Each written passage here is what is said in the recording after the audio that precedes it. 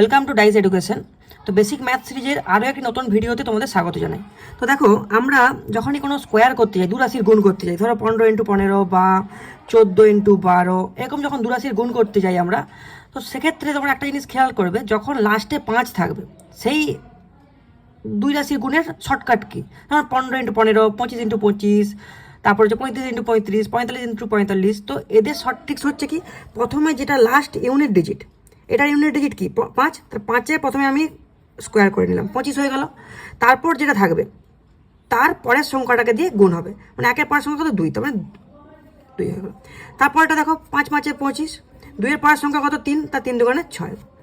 তারপরটা দেখো 5×5 = 25 বসে গেল, তার 3-এর পরের সংখ্যা কত 4, 4×3 = 12।